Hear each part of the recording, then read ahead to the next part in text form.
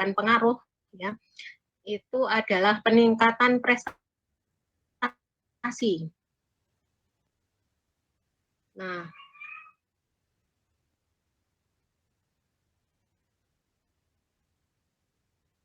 ketika tujuan dari penelitian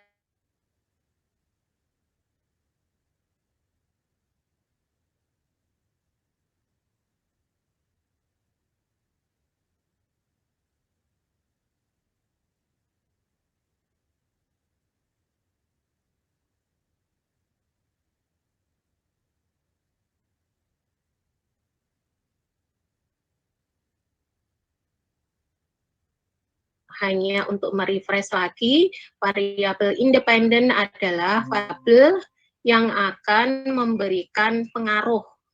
Nah, ya. Kemudian variabel dependen adalah variabel yang akan terpengaruh. Nah, ini yang diberikan pengaruh oleh variabel independen tadi. Ini jadi variabel independen itu variabel 1 atau variabel X-nya. Kemudian variabel dependen, variabel 2 atau itu ya. Nah,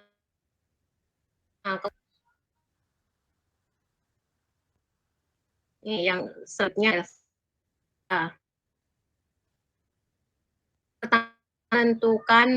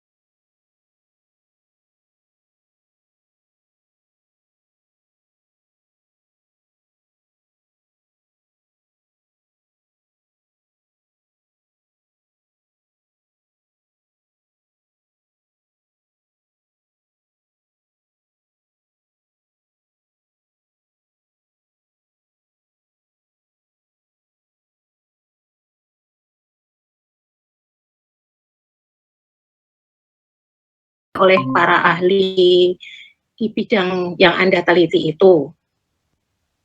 Nah, gitu ya. Itu yang ketiga. Jadi Anda perlu menentukan variabel-variabel penelitiannya. Kemudian yang keempat,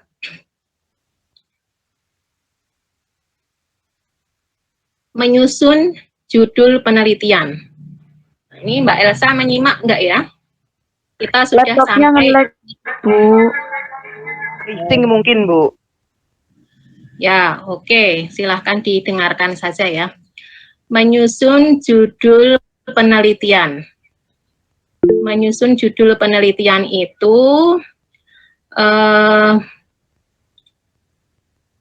dalam judul penelitian itu pada umumnya terdiri dari beberapa komponen, itu ya. Ada kata yang mewakili tujuan, kemudian ada materi diteliti dan ada objek yang diteliti. Nah, kalau kata yang mewakili tujuan penelitian itu contohnya misalnya ada pengaruh. Nah, berarti kita akan melihat pengaruh antara variabel X dan variabel Y. Nah, kemudian hubungan bisa juga ya. Hubungan, kemudian efektivitas, dan keefektifan juga, itu juga termasuk kata-kata yang mewakili, itu antara lain ya. Nah, kemudian baru variabel 1, variabel 2. Nah, ini contohnya ada di bawahnya itu ya. Pengaruh antara tingkat kedisiplinan dengan peningkatan prestasi akademik dan non-akademik pada mahasiswa prodi sosiologi agama.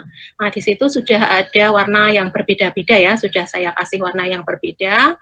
Nah, kata yang mewakili tujuan penelitian di situ adalah pengaruh, ya kan? Anda juga bisa kata yang mewakili tujuannya itu hubungan atau efektivitas misalnya. Anda ingin melihat efektivitas pembelajaran daring terhadap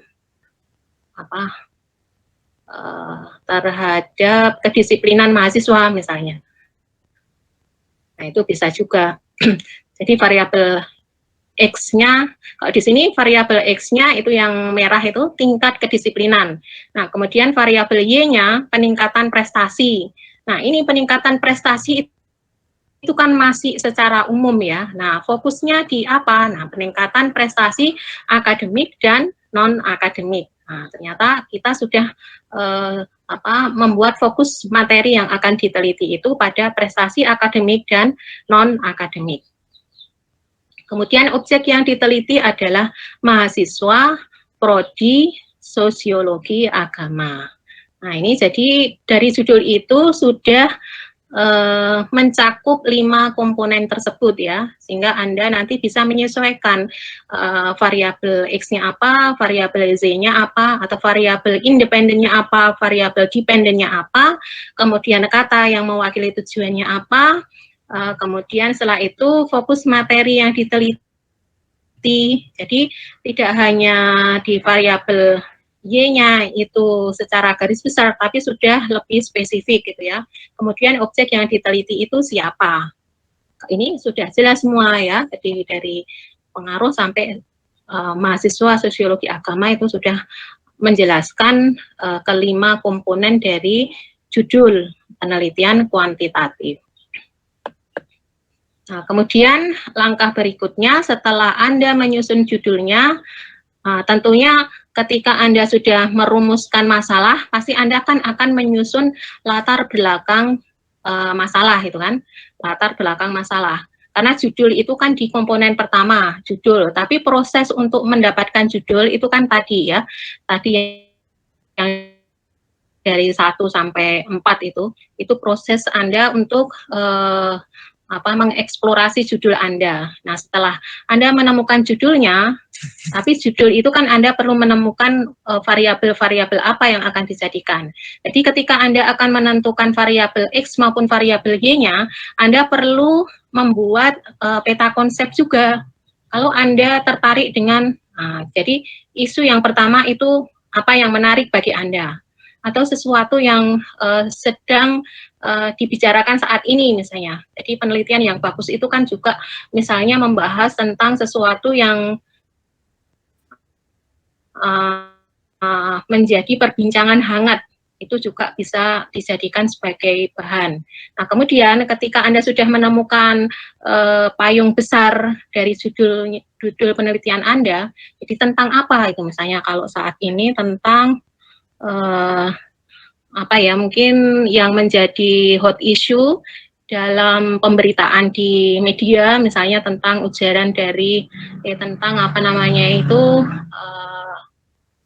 respon masyarakat terhadap apa yang disampaikan oleh Menteri Agama itu ya kan? Kan ada yang membuat respon yang kurang positif misalnya. Nah, itu macam-macam. Nanti Anda membuat judul besarnya itu apa? Berarti itu dalam bidang apa itu? Yang paling besarnya itu. Temukan satu kata atau satu konsep untuk membantu Anda menemukan konsep-konsep lain yang nanti akan dihubung-hubungkan. Atau misalnya tentang toleransi. Nah, mungkin itu apakah itu tentang toleransi, hal-hal yang dibicarakan itu, isu-isu yang sedang dibahas itu apakah kaitannya dengan toleransi ataukah kaitannya dengan masyarakat multikultural misalnya. Nah, terserah Anda ingin fokus kajiannya itu di mana. Anda tentukan dulu, kalau misalnya tentang toleransi yang ada kaitannya dengan toleransi, atau kemudian kalau terjadi tidak adanya toleransi, berarti di situ kan kalau ada toleransi berarti ada intoleransi. Nah, mungkin di situ Anda menemukan lagi kata intoleransi. Nah, kalau ada intoleransi, kemungkinan dampaknya akan terjadi apa? Misalnya ada konflik, berarti Anda munculkan kata lagi konflik. Nah, apa? Nah, itu semuanya itu Anda munculkan yang kira-kira nanti pilihlah mana keterkaitan antara beberapa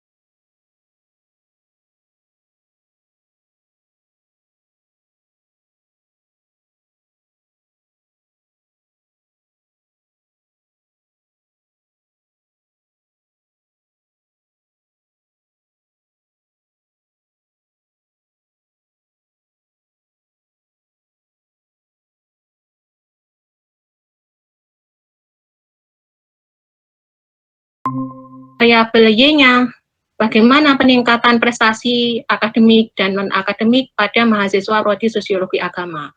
Nah, Anda kan perlu menelusuri, ini setelah Anda membuat definisi operasional pada masing-masing variabel, nah kemudian Anda kan pasti juga akan menentukan bagaimana cara mencari datanya, sumber datanya dari mana. Untuk melihat tingkat kedisiplinan itu dari mana Anda menyusun atau mengumpulkan datanya, itu kan? Nah, itu Anda perlu menyusun indikator-indikator penelitiannya. Jadi kalau misalnya tingkat kedisiplinan dilihat dari kehadiran mahasiswa selama perkuliahan, mungkin perkuliahan 1 semester atau 2 semester, berarti kan Anda perlu menghubungi siapa yang perlu dihubungi. Mungkin tenaga pendidikan di prodi masing-masing. Kalau Anda meneliti di prodi SA, berarti tenaga pendidikan di prodi SA. Tenaga pendidikan bagian akademik tentunya ya, itu di prodi SA. Nah, kemudian kalau Anda ingin melihat prestasi akademik maupun non-akademik, berarti melihatnya dari mana ini? Prestasi akademik, mungkin dilihat dari IPK-nya kan, IPK masing-masing. Anda juga bisa melihatnya dari prestasi mahasiswa, mungkin dari data IPK-nya tentunya ada di SIA semua sih sebenarnya ya. Jadi bisa juga melihat mungkin sumber datanya itu bisa didapatkan dari tenaga pendidikan bidang akademik misalnya itu juga. Kemudian ada prestasi non akademik. Prestasi non akademik berarti kan tidak hanya kegiatan akademik yang dilakukan, tapi juga mungkin kejuaraan-kejuaraan di bidang seni, di bidang olahraga, atau mungkin prestasi organisasi, itu kan termasuk non akademik juga ya. Asal mahasiswa itu. Nah, ini juga tergantung dari definisi Anda. Anda mendefinisikan prestasi akademik dan non akademik itu seperti apa. Sehingga nanti akan mempermudah peneliti untuk mencari datanya. Kalau definisi operasionalnya itu mudah, maksudnya langsung aplikatif gitu ya, definisinya itu sudah aplikatif, tidak abstrak, nah, maka peneliti itu akan lebih mudah untuk proses pengumpulan data. Kemudian yang ketiga, berarti di sini sudah melihat tujuan tadi ya, tujuan kata yang memuat tujuan dan variabel 1, variabel 2. Bagaimana pengaruh antara tingkat kedisiplinan dengan peningkatan prestasi akademik dan non-akademik pada mahasiswa prodi sosiologi agama. Jadi keseluruhan ini sudah dilihat bagaimana pengaruhnya. Nah, tentunya nanti ada analisis datanya untuk melihat pengaruh antara variabel X dan variabel Y itu dengan analisis data apa, itu ada teorinya tersendiri. Apakah nanti akan menggunakan analisis produk momen misalnya, atau analisis korelasi yang lainnya. Tergantung dari kesesuaian nanti. Itu begitu ya, sampai rumusan masalah. Nah, ini sampai di sini ada yang belum jelas. Nah, untuk memperjelas, mungkin nanti Anda perlu mempraktekkan ya, mempraktekkan bagaimana persiapan Anda ketika menyusun judul penelitian kuantitatif. Tadi tahapan-tahapan itu diikuti, sehingga akan mempermudah Anda menemukan judulnya, kemudian ceritakan, deskripsikan di latar belakang masalah itu, apa saja keresahan-keresahan Anda, apa saja kondisi dari fokus yang Anda kaji, kondisinya itu seperti apa, sehingga kok Anda tergerak untuk melakukan penelitian, sehingga penelitian Anda itu kok dirasa sangat penting gitu ya. Nah, itu lengkapi dengan latar belakang masalahnya. Nah, kemudian setelah itu Anda menyusun rumusan masalah, tapi nanti Anda perlu buat batasan dari variabel tadi ya. Jadi mungkin nanti ada definisi definisi variabel, nanti ada variabel 1, definisi konstitutif, definisi operasional, variabel 2, definisi konstitutif, definisi operasionalnya, sehingga kan akan mempermudah ya. Kemudian setelah rumusan masalah berarti Anda masukkan tujuannya. Tujuan ya sesuai dengan rumusan masalahnya. Kalau rumusan masalahnya bagaimana tingkat kedisiplinan mahasiswa prodi sosiologi agama, maka tujuannya ya untuk mengetahui tingkat kedisiplinan mahasiswa prodi sosiologi agama di fakultas apa itu, kalau apakah di UIN Sunan Kalijaga atau di tempat yang lain. Nah, itu diperjelas di sini di dalam penelitian Anda. Itu begitu seterusnya. Jadi nanti silahkan Anda praktekkan proses-proses tersebut untuk menemukan variabel itu. Proses apa yang Anda lalui? Yang pertama tadi menemukan masalah, ya kan? Masalah itu temukan dulu, kemudian dari permasalahan-permasalahan yang Anda prihatinkan itu, kemudian buat peta konsep untuk mengaitkan konsep-konsep penting dalam permasalahan itu, permasalahan yang akan Anda gali. Nah, kemudian dari beberapa konsep yang sudah dihubung-hubungkan itu dalam peta konsep, pilihlah 2 variabel saja. 2 variabel saja yang akan dijadikan sebagai variabel independen dan variabel dependen dalam penelitian Anda. Nah, kemudian ikuti tadi cara menyusun judul penelitiannya. Nah, sehingga judul penelitian Anda itu sudah siap, dan kemudian lengkapilah nanti rencana proposal penelitian itu dari judul hingga tujuan ya, judul hingga tujuan penelitian. Karena rumusan masalah sudah disusun, maka tujuannya pun mengikuti. Itu baru langkah awal ya, langkah awal yang akan Anda lakukan. Di semester kemarin Anda juga sudah menyusun, sehingga nanti akan lebih mudah lagi ya untuk menyusun proposal penelitian. Tapi saat ini fokusnya di penelitian kuantitatif. Oke, sampai di sini ada yang ingin ditanyakan? Izin untuk menanyakan dan meminta saran, Bu. Ya, silakan. Untuk judul, kemarin saya waktu sedang discovery dan cari-cari itu saya menemukan judul seperti demikian bunyinya.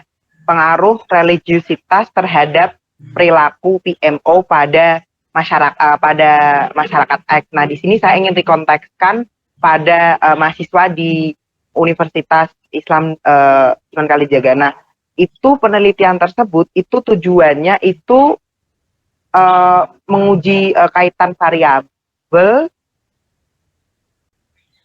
ataukah itu menguji itu, Bu, menjadi sebuah generalisir umum seperti itu, Bu. Dan mungkin ada, apakah judul demikian termasuk judul dalam lingkup kajian sosiologi agama? Sekian, Bu, terima kasih. Oke, terima kasih. Jadi apa variabel yang Anda temukan tadi? Ada 2 variabel ya. Tapi permasalahan yang menjadi perhatian Anda itu apa sebenarnya? Kenapa kok kemudian Anda muncul judul seperti itu? Permasalahan Anda. Mungkin karena kita lihat, Bu, tingkat religiusitas kan tingkat bagaimana spiritualitas kita dan juga norma agama yang kita pegang dengan perilaku pornografi, masturbation dan onani atau disingkat PMO. Nah, itu biasanya hipotesis saya tuh semakin religius maka orang itu semakin menghindari perilaku tersebut. Tetapi waktu saya lihat itu kontekstualisasinya itu ada di penelitian di Amerika Serikat, justru malah masyarakat yang dari negara paling konservatif itu justru lebih tinggi gitu loh, Bu, tingkat konsumsi PMO-nya. Nah, di sini saya tertarik jadi situ, Bu, permasalahannya. Terima kasih. Variabel X-nya apa? Variabel pengaruhnya apa? Religiusitas. Variabelnya terhadap Variabel 2-nya?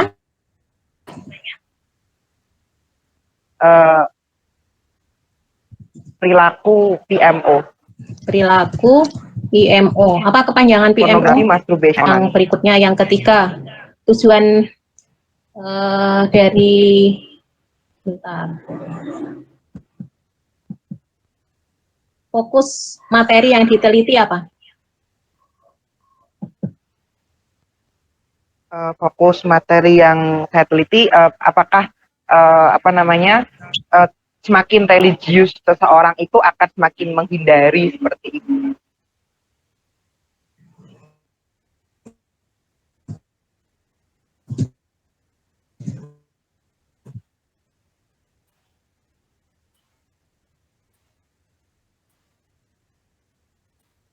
Tetapi ada lain di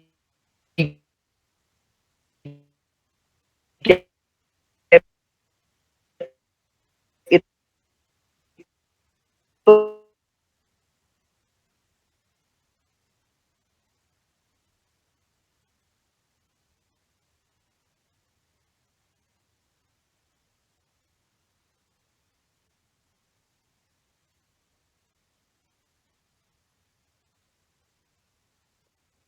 maksudnya menonton video porno, masturbasi dan juga onani. Itu kan yang biasanya digunakan sebagai substitute daripada melakukan adultery. Ya, tapi pelarian itu sudah umum digunakan ya, PMO itu sudah umum digunakan. Iya, umum Bu, kalau di istilah di bahasa Inggris. Nah, ini nanti Anda perlu perjelas. Nah, di sini kan berarti perilaku seksualitas PMO, gitu kan? Nah, ini perilaku seksualitas itu variabel keduanya. PMO ini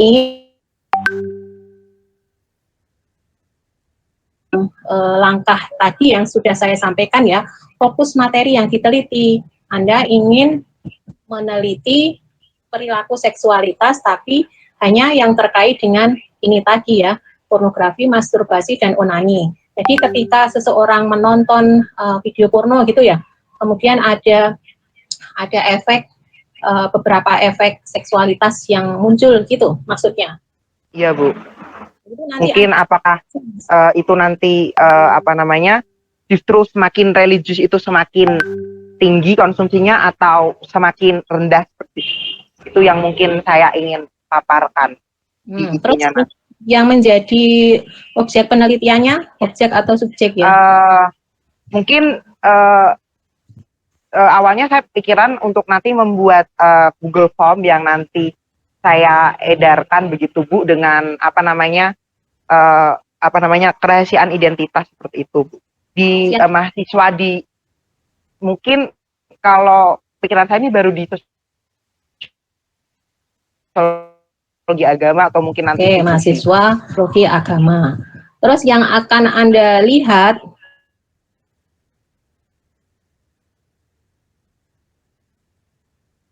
apakah Anda ingin melihat pengaruhnya dari religiusitas dengan perilaku seksualitas, atau Anda ingin melihat hubungan atau apa? Yang nomor 1 itu loh. Kaitannya kedua itu Bu. Berarti hubungan atau pengaruh?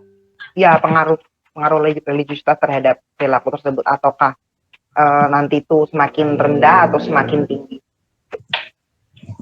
Oke, kata yang menjelaskan, kata yang mewakili tujuan itu adalah pengaruh ya. Benar Bu.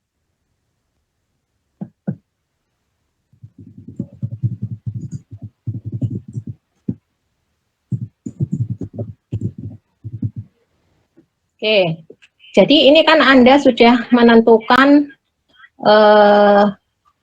tadi kelima hal itu sudah masuk di sini. Anda tinggal nanti menyusun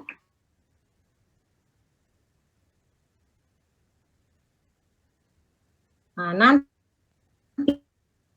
ketika Anda membuat hipotesis, kan di awal ini kan masih Anda belum tahu ya, apakah tingkat religiusitas itu berpengaruh terhadap perilaku seksualitas atau bagaimana? Kalau asumsi Anda bagaimana ini? Asumsi awal Anda?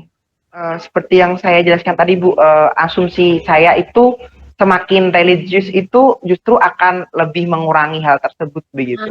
itu ya, Ya, Anda ingin apa namanya, membuktikan bahwasanya asumsi awal Anda mengatakan bahwasanya eh, ketika tingkat religiusitas semakin tinggi, maka perilaku seksualitas pada mahasiswa sosiologi agama akan semakin menurun gitu, akan semakin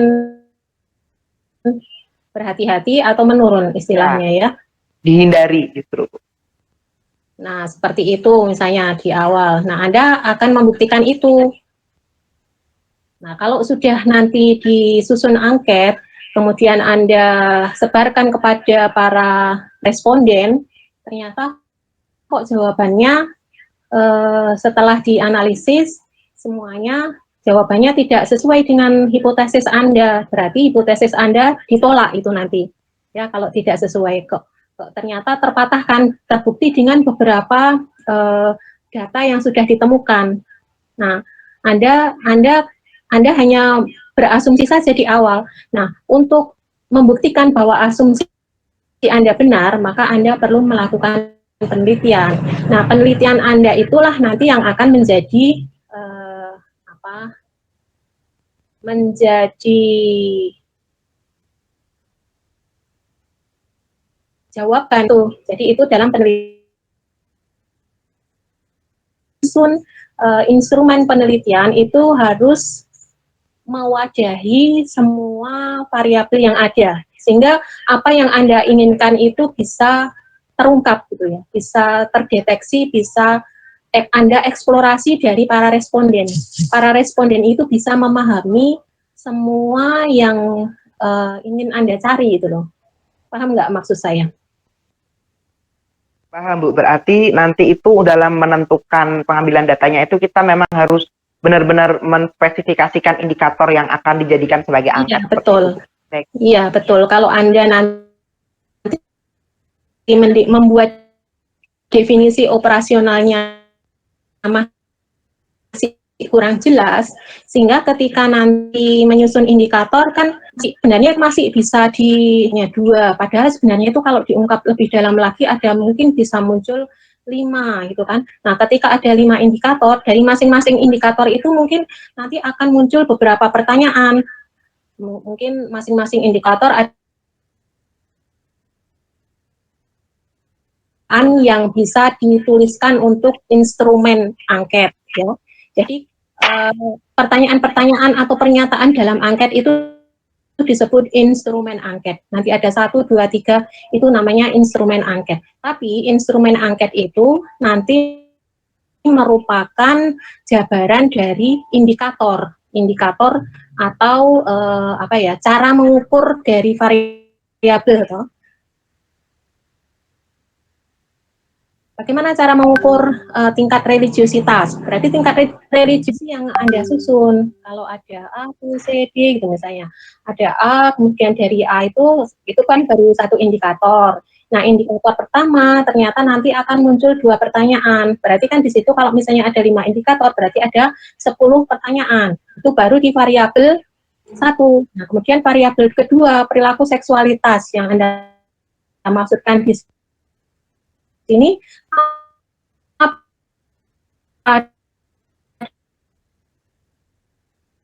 dalam penelitian Anda ini. Nah, nanti Anda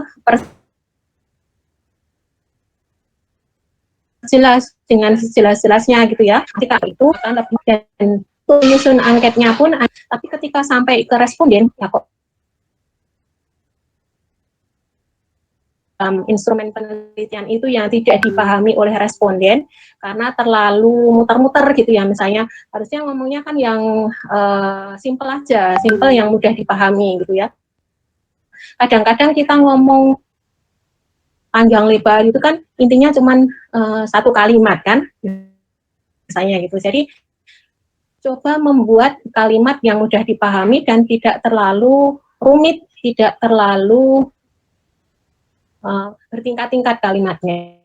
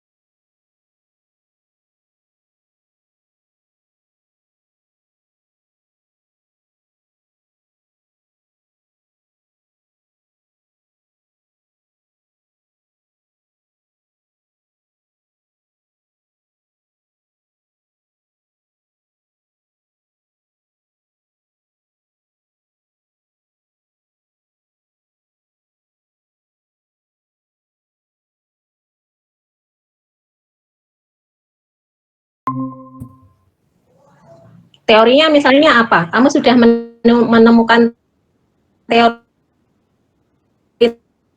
tertentu yang menggelitik kamu.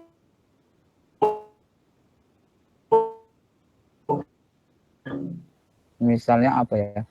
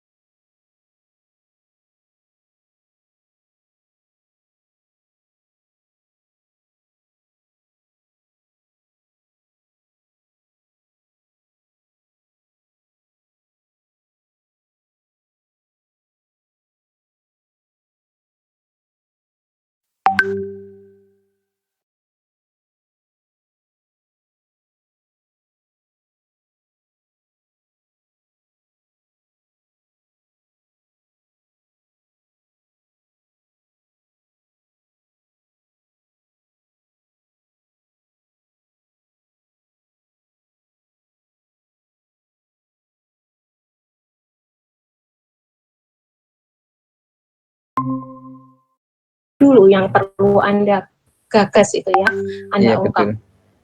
Masalahnya apa sih? Kemudian dari masalah itu, kalau misalnya kemudian tiba-tiba Anda ketika di perpustakaan, Anda membaca masalah yang sedang Anda resahkan itu, wah ternyata kok ada seorang ahli yang mengatakan begini. Kemudian Anda ingin menguji teorinya ahli itu, benar nggak? Kalau di sasarannya adalah kelompok mahasiswa, karena di teori itu sasarannya adalah masyarakat barat misalnya. Tapi kalau kemudian dibawa ke masyarakat di Indonesia, apakah sesuai atau tidak itu ya. Nah, seperti tadi yang disampaikan Firman, nanti Anda membuat dugaan sementara dulu. Dugaan sementara, Anda menyetujui kan teori yang disampaikan oleh ahli tersebut, nah, efektifnya itu. Nah, nanti membuat hipotesis sementara dulu. Nah, kemudian untuk menemukan apakah sesuai atau tidak, diterima atau tidak hipotesis Anda melakukan penelitian, gitu ya. Jadi intinya Anda menemukan masalahnya dulu. Nah, kemudian dari masalah itu, kalau Anda tertarik untuk menguji teori, berarti Anda membaca teori yang terkait dengan kan ada kesenjangan tadi ya, kesenjangan antara yang idealnya itu seperti ini. Kalau misalnya Anda yang terbersit di dalam benak Anda ketika melihat kondisi saat ini, seperti yang saya contohkan tadi loh, ujaran-ujaran terkait dengan apa yang disampaikan Pak Menteri Agama, itu kalau ditarik garis garis pemayungnya, itu tema besarnya apa kira-kira yang dibahas? Apakah di situ tentang toleransi yang dibahas? Karena kemudian ketika sebenarnya mungkin ini kan dugaan-dugaan, bukan dugaan para peneliti kan, orang-orang yang di jurnalistik itu menulisnya kan juga mereka kadang-kadang analisisnya kan analisis mereka masing-masing itu kan, tergantung dari perspektif mereka, sehingga ada yang analisisnya itu yang pro, ada yang analisisnya yang kontra gitu ya. Nah, kemudian apakah mungkin menurut Anda misalnya, oh itu kalau ditarik tema besar yang memayungi itu mungkin tentang toleransi gitu kan, itu kan sebenarnya ingin bagaimana kehidupan di masyarakat beragama yang bermacam-macam itu bisa saling harmonis misalnya itu kan, kalau membicarakan tentang toa dan lain sebagainya itu. Nah, seperti itu. Jadi tarik pemayungnya itu tema besarnya apa dari permasalahan yang Anda telusuri itu. Begitu Yusuf, bisa dipahami penjelasan saya? Bisa Bu, sangat jelas. Ya. Terima kasih. Oke. Berikutnya masih ada? Mau ini Bu, bertanya. Ya, silakan. Menyambung dari pertanyaan Yusuf yang tadi, apakah bisa disimpulkan kalau kita meninjau sebuah teori, apa? Kan berawal dari kegelisahan ya Bu. Apakah bisa disimpulkan berarti kita mengkritik teori itu atau bagaimana Bu? Ya, itu menguji dulu. Kalau nanti sudah mengkritik teori, berarti Anda itu sudah analisis teori ya, mungkin lebih tinggi lagi nanti sudah masuk ke jenjang berikutnya ke master. Anda ini baru menguji teori itu benar atau tidak gitu. Tapi kalau kemudian Anda akan memasukkan kritikan juga bisa saja. Itu berarti Anda sudah ke tahap berikutnya. Tahapannya sudah lebih tinggi itu ya. Tapi ketika Anda melakukan kritik teori, Anda kan harus paham teori itu dan mungkin Anda punya gagasan-gagasan terkait dengan isu yang dibahas itu.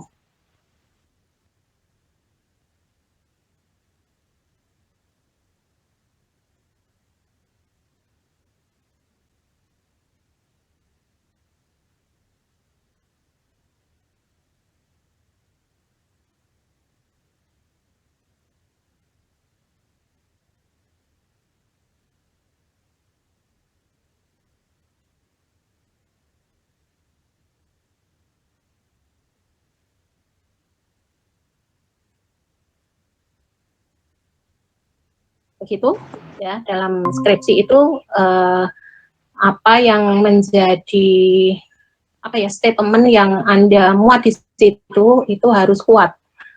Kalau misalnya Anda mengacu kepada seseorang, berarti juga perlu ada footnote, acuannya dari mana, nah, supaya Anda tidak tersangka plagiarisme gitu ya. Nah, maka perlu mencantumkan footnote-nya. Begitu, Nadia? Ya Bu, cukup jelas. Ada lagi yang lain? Sudah keras ini. Saya izin bertanya Bu. Share. Ya, silakan. Bentar, tak matikan dulu tempat saya. Untuk yang pertama itu tentang ini Bu, apakah dalam penulisan judul harus menggunakan 2 variabel. Misalnya kalau kita ingin meneliti 1 variabel saja gimana Bu? Oh ya, Itu ini yang kan pertama. Kemudian yang kedua, ya, sebenarnya boleh-boleh saja Anda meneliti satu variabel, cuman karena ini kan ajang berlatih ya. Nah, ajang berlatih itu supaya nanti ketika menganalisis data itu juga kita bisa berlatih untuk mengaplikasikan apa metode analisis data yang ada di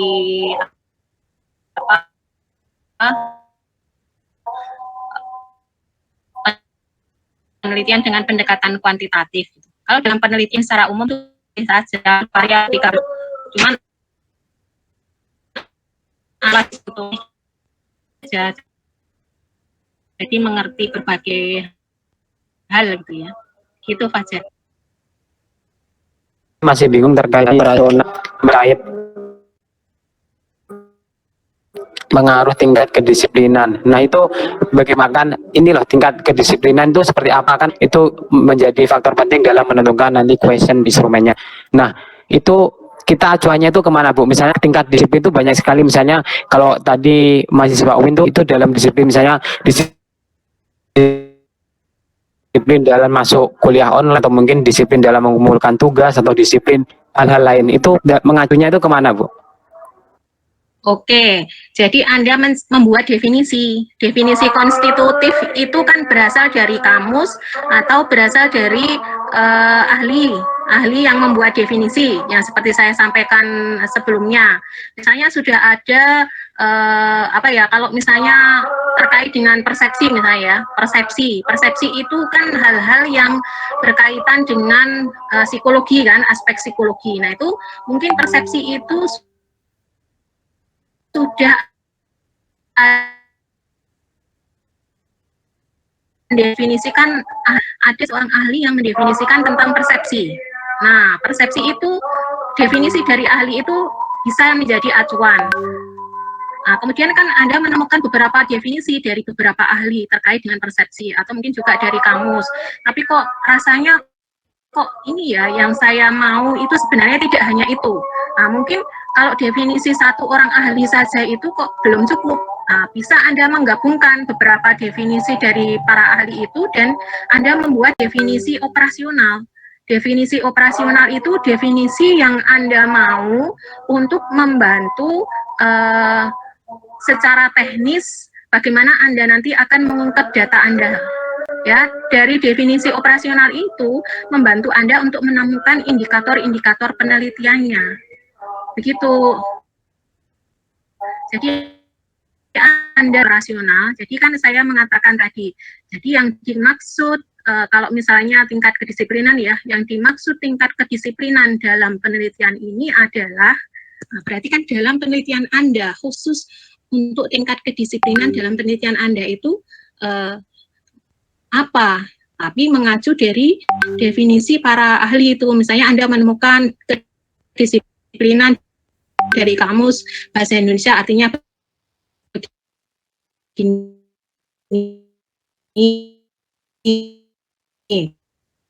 kemudian Anda kalau disiplin itu yang mungkin wawasan kebangsaan atau apa itu ya. Nanti Anda cari ternyata ada tokoh-tokoh yang menyatakan tentang kedisiplinan itu begini definisinya. Anda kumpulkan beberapa definisi, tapi tidak usah banyak-banyak definisi yang terkait saja, definisi yang terkait dengan kemauan. Nah, itu nanti dari beberapa definisi, kalau misalnya ada satu definisi yang kira-kira kalau Anda gunakan itu, ini sesuai yang akan saya aplikasikan dalam penelitian Anda, itu yang saya cari itu yang seperti ini. Ada beberapa aspek dari kedisiplinan itu yang ingin saya teliti dari para mahasiswa itu sesuai dengan definisi tokoh ini. Gitu maksudnya. Jadi definisi konstitutif itu hanya membantu Anda untuk membuat definisi operasional. Kalau Anda tidak mengacu pada definisi ahli atau dari kamus, mungkin kan akan kesulitan ya menyusun definisi sendiri itu. Karena kalau para ahli itu kan sudah mungkin berdasarkan atasan, kita juga masih belajar tentang metodologi, jadi untuk menyusun teori, menyusun definisi itu mungkin masih kurang pas gitu. Nah, hanya untuk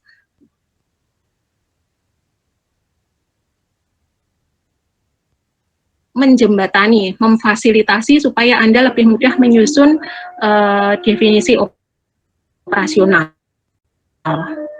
Begitu, Fajar, bisa dipahami nggak? Baik Bu, tapi saya mengajukan satu judul Bu, misalnya apakah cukup spesifik atau belum? Misalnya saya ingin mengambil kejelasan saya itu terkait ini, pengaruh media sosial dalam membentuk pemahaman keagamaan yang tunggal. Kan masalahnya misalnya bermula dari masalah yang Anda resahkan itu. Permasalahan saya ini Bu, pengaruh media sosial itu kayak misalnya ceramah-ceramah online yang belum jelas itu, kemudian terkait peningkatan radikalisme misalnya di kalangan mahasiswa gitu.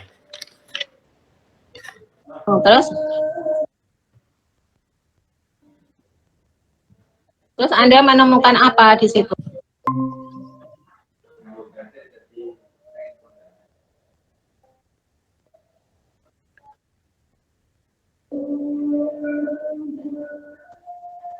Terus, Fajar? Dari saya ini Bu, ini kalau dari saya itu lebih ke media sosialnya itu perannya itu dalam membentuk pola keagamannya gitu Bu. Apakah media sosialnya itu harus dispesifikkan misalnya ceramah online atau mungkin bagaimana Bu? Nah, Anda fokuskan saja media sosial kan banyak ya. Nah, kalau ini masalah yang akan Anda gali itu tadi Anda meresahkan ketika seseorang menyimak materi dakwah di media online, kemudian dimungkinkan akan memunculkan perilaku radikalisme gitu kan? Kekhawatiran itu Iya, Bu. Itu asumsi atau kekhawatiran atau sudah ada kejadian itu problemnya itu ya, masalah sebenarnya yang menjadi keprihatinan Anda itu apa. Nah, berarti di situ poin besarnya apa di situ Fajar yang ingin Anda gali terkait dengan apa? Radikalisme. Lebih ke ini saja Bu, kalau radikalisme terlalu lebih ekstrim. Ini tingkat misalnya intoleransi, jadi intoleransi terhadap kebebasan beragama. Oke, berarti intoleransi, kan Anda sudah menemukan ya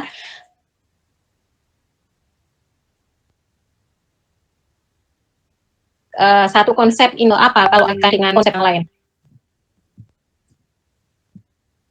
Apa? Jadi lebih ke kalau variabel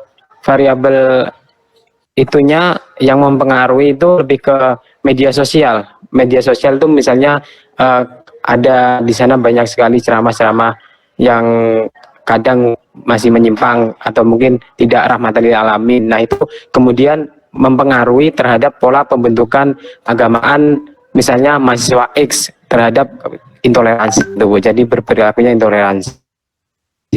Nah, terus variabel X-nya apa? Itu kayaknya kok ada 3 malahan variabelnya. Variabel X-nya apa? Variabel 1, variabel X, variabel satunya itu misalnya ceramah online aja, ceramah YouTube lah. Ceramah online, tapi kan kemudian, ceramah ya. kan belum tentu semuanya nanti Oke, udah kamu sampaikan gitu aja dulu. Kemudian variabel Y-nya. Variabel Y-nya perilaku intoleransi terhadap agama yang berbeda gitu. Perilaku intoleransi beragama itu ya. Nah, itu berarti perilaku intoleransi beragama. Nah, ini ceramah online-nya itu masih eh,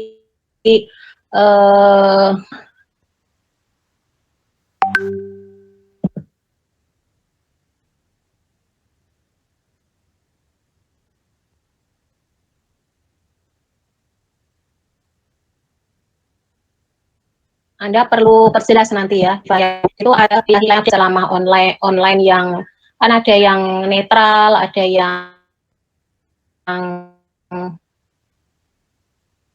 apalagi apakah Anda nanti akan membuat klasifikasi seperti itu?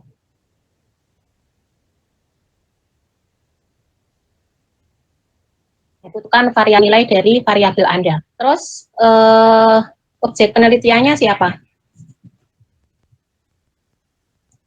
Objek penelitiannya kalau rencana saya ini Bu, malah dosen Win. Karena saya melihat kalau informasi yang saya dapat tuh masih banyak tingkat intoleransi di kalangan dosen-dosen UIN tuh masih belum ada kayak inklusivitas. Kadang masih pemahamannya itu masih moral monism gitu. Nah, tapi apakah kemudian mereka menyimak ceramah online dengan sikap mereka yang seperti itu? Apakah karena pengaruh ceramah online atau karena memang perilaku muncul dari mereka sendiri? Kan Anda juga perlu melihat itu. Nah, kalau online itu kan baru mulai di akhir-akhir gini ya. Nah, kalau mungkin sasaran Anda itu dosen, berarti bisa jadi dosen itu kan malah yang memberikan ceramah ya, ceramah secara online gitu.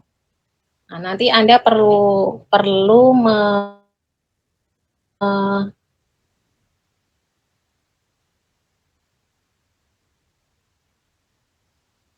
apa ya, nanti memilih sesuai yang apa.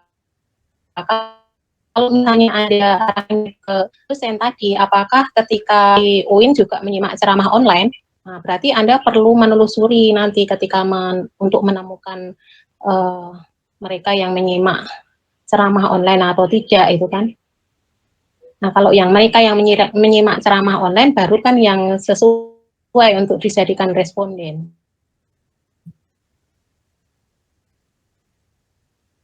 Karena sudah di masa apa namanya, kalian masyarakat milenial itu kan sepertinya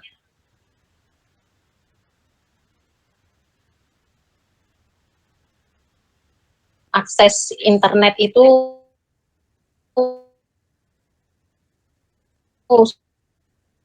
sudah menjadi apa namanya, kata yang mewakili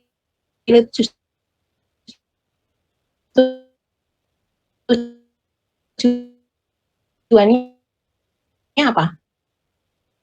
Apakah ingin melihat pengaruhnya, hubungannya, atau Hanya itu nanti mahasiswa ya pengaruhnya, tapi kalau untuk dosen tuh hubungannya Bu. Tapi sebenarnya lebih ke gambaran itu media sosial, bukan hanya kan media sosial bukan hanya dalil-dalil yang berseberangan di media sosial kan banyak sekali kan Bu.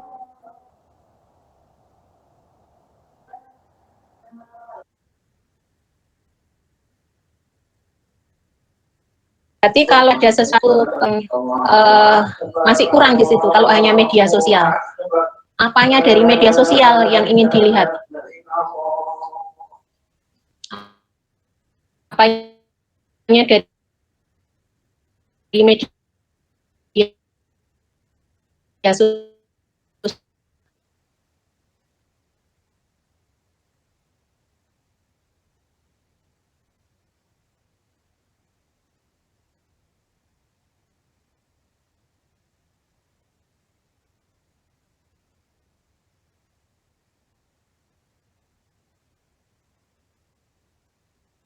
Perilaku intoleransi itu ya, perilaku intoleransi, tapi Anda spesifikkan ke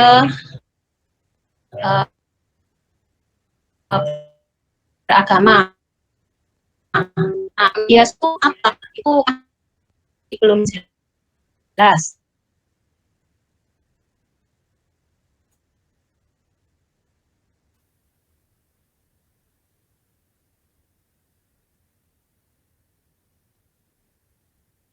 masih variabel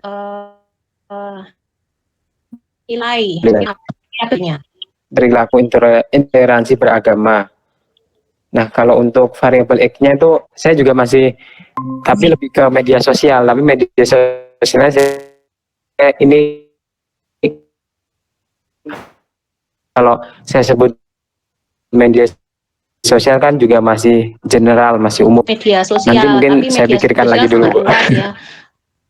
Kan kalau cuman media sosial kan belum jelas ya. Kalau penggunaan atau akses media sosial berarti kan ada akses, itu kan sudah lebih jelas. Tapi lagi-lagi media sosialnya itu kan terlalu luas. Kan ada YouTube, ada Instagram, ada Twitter, ada apalagi banyak sekali. Apakah Anda akan teliti semua atau hanya spesifik ke mana? Ke YouTube atau ke apa gitu. Nah, itu Anda perlu perjelas lagi. Begitu ya. Fajar, sudah ada.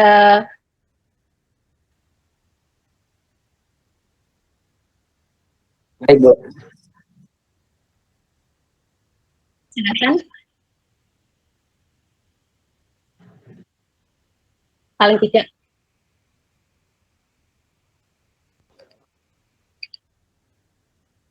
Saya memikirkan kira-kira problemnya yang mana? Kalau dosen begini sudah cukup ya? Atau masih ada lagi? Kayaknya sudah cukup ya. Sudah diam. Sudah diam itu apakah menyimak atau tertidur ya? Saya nggak tahu karena nggak bisa melihat kalian semua. Menyimak, Bu. Apa? Kamu lagi ngapain ya, Di?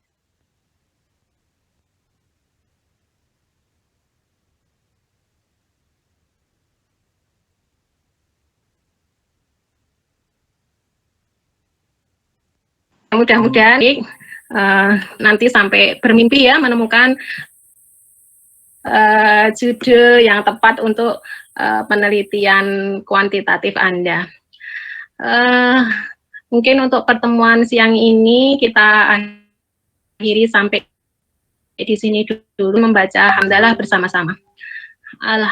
Alhamdulillahirobbilalamin. Terima kasih, Bu. Alhamdulillah. Terima kasih.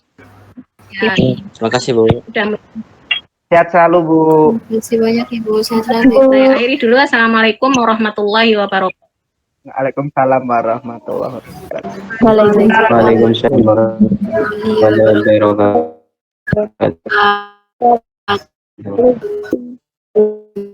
Terima kasih, Bu. Sampai 310 screenshot ini. Oke, saya pamit dulu ya. Iya, Bu. Terima kasih semuanya.